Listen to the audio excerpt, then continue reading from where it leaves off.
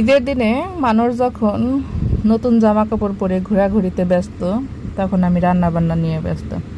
আসসালামু আলাইকুম। আজ পবিত্র ঈদুল আজহার দিন, সবাইকেই ঈদের শুভেচ্ছা, ঈদ মোবারক। দেখুন, আমাদের কুরবানির গরু চলে এসেছে। এদিকে রোশনি আর নিহান, আরাব সবাই সেজে গুজে রেডি, কারণ ঈদ তো আসলে ছোটোবেলাই হয়। রোশনিকে কেমন লাগছে দেখতে দেখতে অবশ্যই কমেন্টস করে জানাবেন। আমার কাছে তো মাশাআল্লাহ লাগছে। আরাব অবশ্যই ওর ড্রেস খুলে ফেলেছে। ও মসজিদে গিয়েছিল নামাজ পড়ার জন্য, ঈদগাহ ময়দানে এসেই খুলে ফেলছে। প্রচণ্ড গরম তো সবাই সবার ড্রেস মোটামুটি খুলে ফেলছে। আর আমাদের কুরবানির প্রস্তুতি চলছে। এবছর হচ্ছে দুয়ারের ভিতরেই হবে। আমাদের দুয়ারে অবশ্যই পিছন সাইডেও একটা দুয়ার আছে, আমাদের বাসার সাইডেও একটা দুয়ার আছে, আমার খাবার ঘরের পাশে। কিন্তু এই বছর মাটি তোলার জন্য, আর আমার এলাকায় হচ্ছে এঁটেল মাটি তোলার জন্য কোনো পাশেই গরুকে কুরবানি দেওয়ার জন্য বাধা যাচ্ছে না। এই জন্য মাঝখানে ব্যবস্থা করা হচ্ছে। কিন্তু আর একটু পাশে হলে ভালো হতো। শোয়ানোর জন্য যখন শোয়াইছে ওইখানে শুয়ে পড়ছে, তাকে সরাবে কীভাবে? তবু আল্লাহ কবুল করুক, ওইখানে শুরু করে দিছে কাজকর্ম। আর 10-এর লাঠি 1-এর হচ্ছে বোঝা।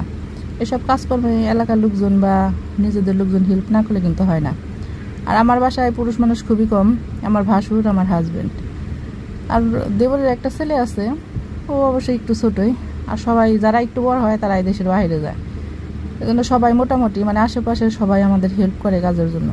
আর যেহেতু এটা কোরবানি, সেহেতু হেল্প করবে, এটাই স্বাভাবিক। আমি দাঁড়ায় দাঁড়ায় ভিডিও করছি, মাঝে মধ্যে ভয় করে, কারণ এমন শব্দ হয় গরু কুরবানি দেওয়ার সময় বা জবাই করার সময়। গত বছর এমন বিকট শব্দ, আসলে তো একটা জীবন বের করা অনেক কষ্টের।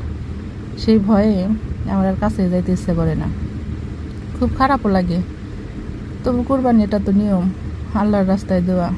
আল্লাহ কবুল করুক আমাদের কুরবানি।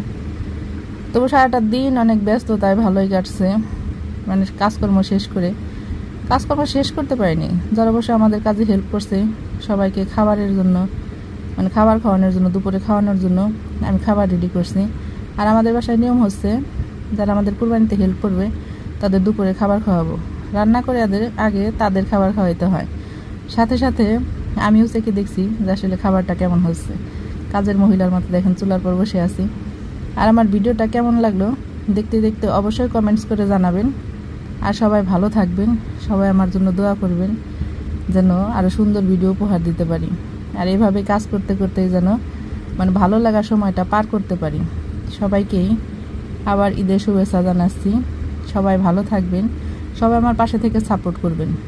সবাইকে আবার ঈদ মোবারক জানিয়ে শেষ করছি। ধন্যবাদ সবাইকে।